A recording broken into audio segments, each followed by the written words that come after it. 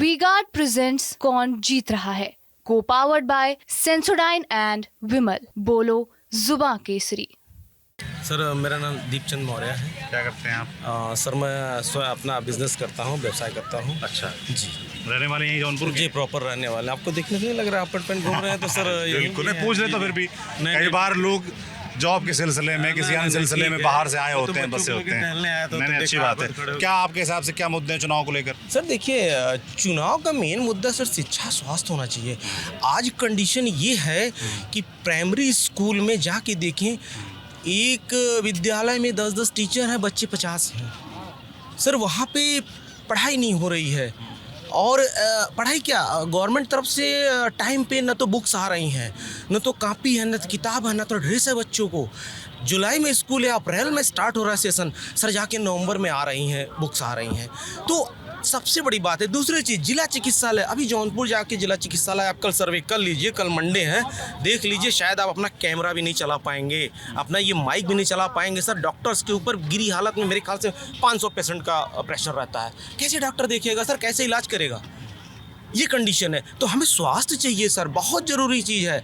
आज कंडीशन है, district hospital बहुत अच्छा है बट वहाँ पे स्टाफ नहीं है सर, जिसकी वजह से वहाँ पे अव्यवस्था हमेशा फैली रहती है। कल मॉर्निंग आप मेरी बात मानिए तो कल मॉर्निंग आप 10 बजे या 9 बजे आप हॉस्पिटल पहुँच जाइए, ज़रा देख लीजिए पर्ची की लाइन क्या है और पेशेंट की कंडीशन क्या है सर। अच्छा, मैंने एक चीज़ और नोटिस की। जी सर बताएं। जब घूम रहा था जी तो आगे कौन सा इलाका मुझे नहीं पता, पर लाइन से प्राइवेट हॉस्पिटल्स थे, मैंने नोटिस हाँ, किया। वो तो बाहर नहीं गया था, वो तो शहर के आउटर पे लगभग सारी जगह प्राइवेट। सर प्राइवेट हॉस्पिटल की कंडीशन क्या है? एक आदमी, मैं जानना चाहता हूँ कि मतलब कितने सारे प्राइवेट हॉस्पिटल्स होने का कारण क्या है? छोटे छोटे ही हैं, सब नहीं कि बड़े बड़े हॉस्पिटल्स हैं। कारण क्या है सर? देखिए, नहीं प्राइवेट हॉस्पिटल तो आयुष्मान कार्ड तो जो एक्सेप्टेड है, एक्सेप्ट कर रहे हैं, ठीक है, आयुष्मान कार्ड तो अपनी जगह है। बट सर डिस्ट्रिक्ट हॉस्पिटल हमारा बहुत बढ़िया जिले का है, बट वहाँ स्टाफ नहीं है सर, डॉक्टर्स नहीं है।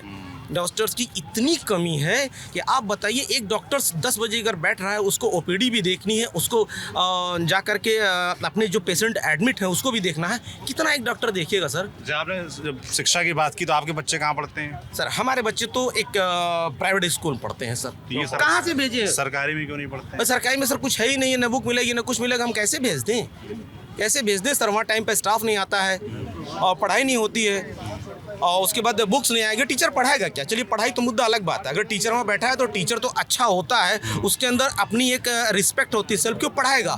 बट सर किताबें ही नहीं हैं बच्चों के पास, किताबें 6-6 महीने लेट मिलती हैं, कापियाँ लेट मिलती हैं, जबकि गवर्नमेंट की तरफ से टोटली मिलता है खर्च सरकारी स्कूल में। आप कह रहे हैं कि जो आप कह रहे हैं लेट लतीफ़ी है, अगर ये ना हो, गवर्नमेंट के लाचारी और टीचर्स ध्यान दें तो आप अपने बच्चों को पढ़ाएंगे प्राइवेट? बिल्कुल पढ़ाएंगे सर। मुझे अगर दिल्ली जैसी व्यवस्था जौनपुर में मिल जाए, डेफिनेट है कि आप TV 9 से हैं तो डेफिनेट है कि आपने दिल्ली बहुत बाखूबी देखी होगी, ठीक है, और दिल्ली जैसी व्यवस्था मिल जाए, मुझे कुत्ते ने नहीं काटा है सर कि मैं अपने बच्चे की 1000 रुपये फीस दूंगा और उसके बाद सुनूंगा। मुझे स्कूल चाहिए, मुझे शिक्षा चाहिए सर।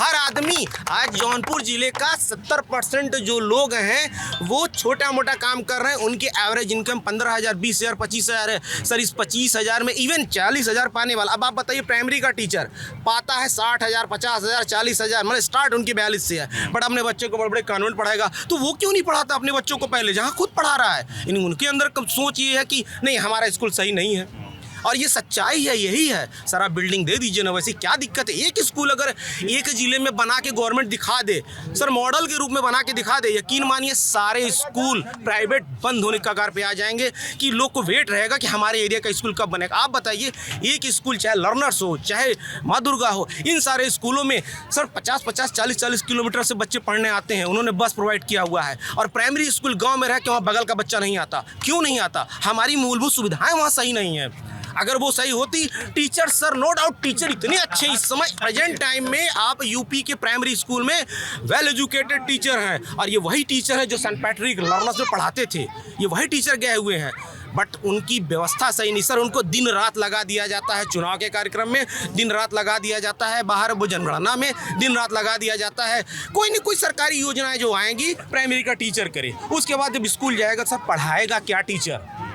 ना तो आप किताबें दे रहे हैं, न तो कापियाँ दे रहे हैं टाइम पे, न तो ड्रेस दे रहे हैं, न तो जूते टाइम पे दे रहे हैं। और टीचर को अगर चारों तरफ योजनाओं में आप भेज दे रहे हैं तो टीचर करेगा क्या सर? इनकी बात को मैं काट रहा हूँ जरा सा। अच्छा, क्या बताइए? इन्होंने शिक्षा के ऊपर जो बताया है, टीचर से नहीं पढ़ा रहे हैं, नहीं दे रहे हैं। नहीं, हमने नहीं कहा। एक बात की सुनिए मेरी बात को, ठीक है। आप एक बात की जवाब दीजिए जी। कभी शिक्षाएं पहले भी होती थी जहाँ से आईपीएस, आईएएस और तमाम तरह के अधिकारी पैदा होकर निकलते थे, क्या उनको ये सुविधाएं मिलती थी? अलग बात है वो। अरे नहीं, वो एक मिनट, एक मिनट, ये कोई बात वो नहीं सुनिए, है। वो अप्रोच मेरी बात वो बहस वाली बात ही नहीं कर रहे। जो बहस इन्होंने की बात नहीं कमियां की है। गिनाई हैं वो स्कूल की ही कमियां नहीं होती हैं। हर पेरेंट्स की जिम्मेदारी होती है कि स्कूल के ऊपर अगर डिपेंड करेंगे तो वो माफिया ही निकलेगा, क्योंकि इस एक साँचे में ईंटें जो बनते हैं ना, तो वहाँ कई तरह के साँचे होते हैं, कोई पतले होते हैं, कोई मोटे होते हैं, कोई लंबे होते हैं, कोई छोटे होते हैं। ये हर माँ बाप की जिम्मेदारी होती है। स्कूल के ऊपर डिपेंड करेंगे, बच्चा आपका कभी नहीं पढ़ पाएगा। अरे सर, तो वो आपको अपने घर में पहले अपने बच्चों को शिक्षा देनी चाहिए, न कि किसी गवर्नमेंट के ऊपर। तुम हाँ गवर्नमेंट देख रहे हैं, आप केयर करिए ना। अगर 1 घंटा आपको पढ़ा रहा है तो उस 1 घंटे को पढ़ाने के लिए आप घर में बच्चे को रिवाइज करवाइए। वो बच्चा कभी पीछे पढ़ने में कमज़ोर नहीं होगा, चाहे सुविधा मिले और चाहे न मिले, वो बच्चा आगे जाएगा। तो सुविधा मिलनी चाहिए। शिक्षा की सुविधा तो मिलनी चाहिए ना, कम से कम। देखिए भैया ने बात सही कही है एकदम क्या नाम है कि आपका? स्वरूप सिंह नाम है हमारा। नहीं भैया की बात से हम बिल्कुल 100% श्योर हैं कि हमको शिक्षा, स्वास्थ्य और न्याय 3 चीज मुफ्त दीजिए। अब भाई कुछ भी मुफ्त मत दीजिए, ना आरक्षण दीजिए, ना हमको राशन दीजिए, ना कुछ मत दीजिए। केवल हमको 3 चीज दीजिए, शिक्षा, स्वास्थ्य और न्याय। मुफ्त देंगे, हमारा देश तरक्की करेगा। जब शिक्षा मुफ्त रहेगी, पैसा लगना नहीं रहेगा, इंसान ऑटोमेटिक पैसे वाला बनेगा, अमीर बनेगा। फिर वो मिडिल क्लास भी नहीं रहेगा, फिर इंसान वो पैसा अमीर बनेगा। ना वो शिक्षा पैसा खर्चा करना है, ना स्वास्थ्य पैसा खर्चा करना है उसको। अगर शिक्षा मिलेगी, स्वास्थ्य फ्री में मिल रहा है, 2 फ्री में मिल ही रहा है उसको, तो पैसा खर्चा कहाँ होगा आगे उसका? क्या उसके एक्सपेंसिव पैसा खर्चा होगा ना अगर शिक्षा मुझे मिलेगा सिर्फ तब। और सिर्फ उत्तर प्रदेश या नहीं ऑल ओवर इंडिया, बाहर ऑल ओवर इंडिया को मैंने उतने अच्छे से नहीं देखा, कुछ स्टेट को देखा हूँ, बट मैं अपने डिस्ट्रिक्ट की बात कर रहा हूँ। मुझे शिक्षा और स्वास्थ्य, सबसे पहली चीज़ शिक्षा। अगर जिस तरह प्राइवेट स्कूल में टीचर्स के पीरियड्स लगते हैं, टीचर्स टाइम टेबल से पढ़ाता है, टीचर सिलेबस देता है, क्यों नहीं प्राइमरी स्कूलों में सारी व्यवस्था की जाती? और कहाँ से की जाएगी? टीचर जब सारी योजनाओं में आता है, स्कूल अटेंडेंस लगाया, पता लगा निकल गया वो बाहर। योजना है सरकार की, योजना है पूरा करने में, तो आप सरकार की योजना किसी और से कराएंगे? शिक्षक को पढ़ाने दीजिए ना। और जब कोई थक जाएगा फील्ड में 2 घंटे जाकर, क्या पढ़ाएगा वहाँ करके? बहुत बहुत जरूरी मुद्दा आपने उठाया, शिक्षा तो स्वास्थ्य हमें का। शिक्षा चाहिए, महत्वपूर्ण चीज शिक्षा। क्योंकि जहाँ बच्चे शिक्षित हो जाएंगे, वो अपने अधिकार के बारे में जानेंगे, अपने अधिकार के बारे में समझेंगे, और वो अपना अच्छा बुरा समझेंगे। आप बताइए, जो भी जैसे भाई सामने वाला क्रिमिनल बनेगा, एजुकेटेड इंसान कभी भी क्राइम करने नहीं जाता, एक्सेप्शन छोड़ दिया जाए। एजुकेटेड इंसान नहीं जाता, एक्सेप्शन अलग है, हम नहीं कहते, हो सकते हैं 2-4% एक्सेप्शंस होते हैं, उसको मैं नहीं कहूँगा। बट शिक्षा बहुत ज़रूरी है, स्वास्थ्य बहुत ज़रूरी है।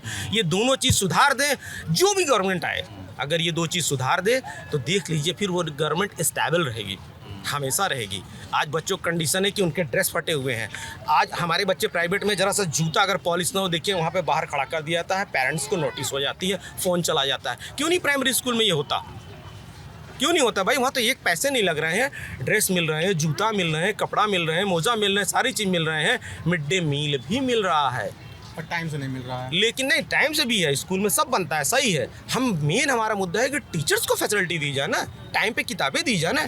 टीचर्स हमने पहले भी बताया, अभी पहले भी बताया मैंने कि टीचर्स वेल एजुकेटेड है। प्रेजेंट टाइम में उत्तर प्रदेश सरकार के पास इतने वेल एजुकेटेड टीचर हैं, बट वो परेशान हैं। वी-गार्ड प्रेजेंट्स कौन जीत रहा है, को पावर्ड बाय सेंसोडाइन एंड विमल। बोलो जुबां केसरी।